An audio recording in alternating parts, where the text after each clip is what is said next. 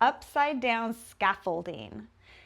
How we make legs out of our super mobile arms.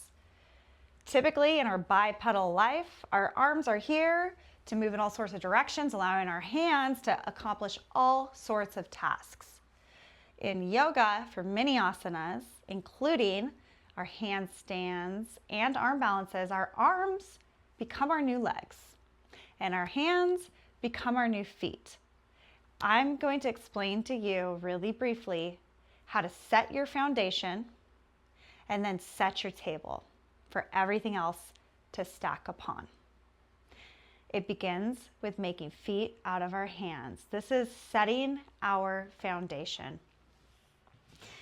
And our hands need to be our new base of support. We want them to be shoulder distance apart. And our pressure point is going to be the index finger, the pointer finger, and the mound below the pointer finger. Now, though you can see the top of your hand, what is pressing down and doing all of the micromanagement are little controllers on the ground for our entire body up in the air, is the palm of the hand. A wide base of support, just like the foot of a table. It can't just be a skinny little table leg. We need a sturdy foundation. So our wide base of support across the width of the palm is essential.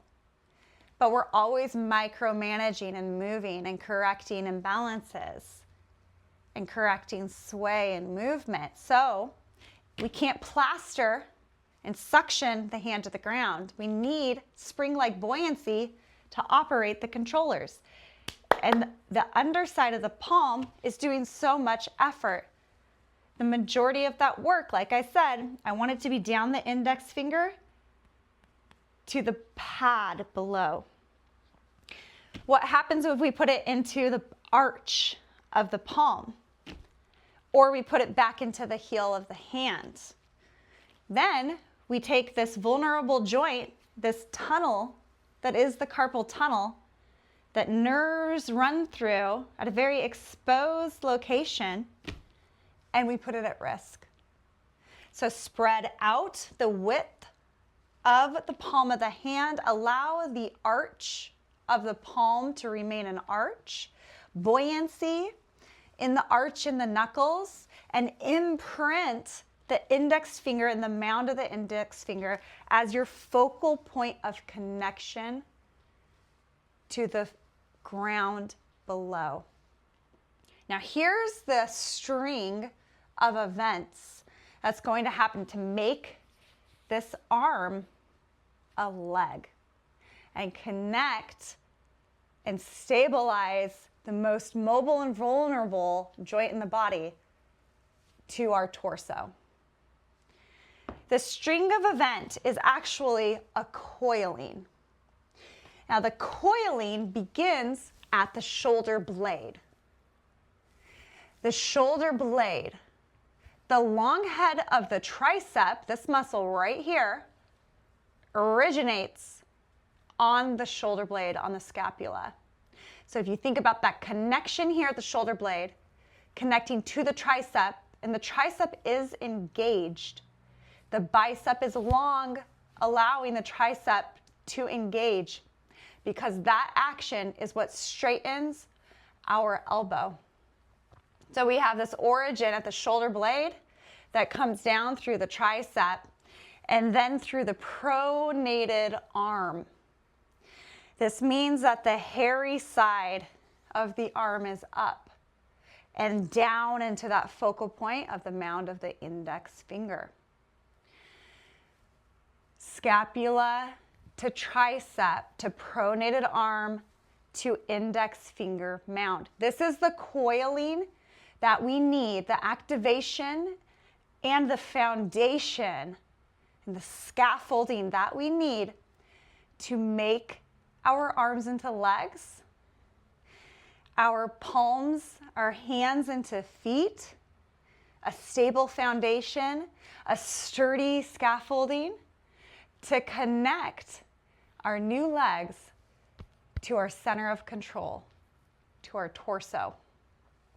To be stable, upside down, and to allow our little controllers under here doing so much work to control the balance of our entire body. Let's put it into action. Set the foundation. Initiate coiling. Imagine pressing the sides of your arms all the way up to your shoulders, outward into a door frame.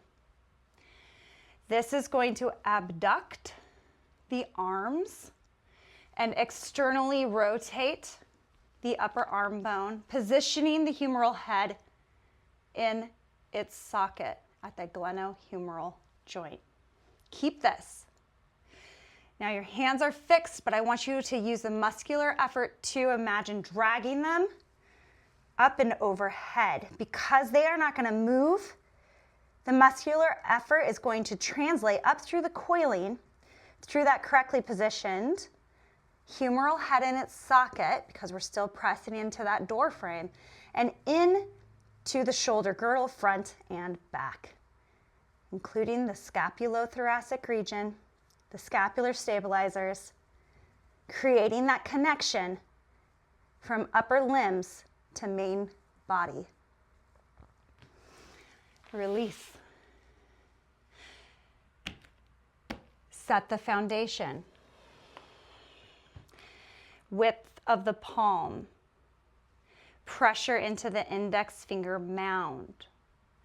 Keep your arch.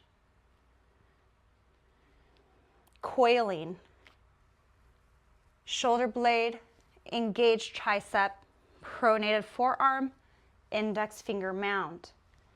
Press into the door frame.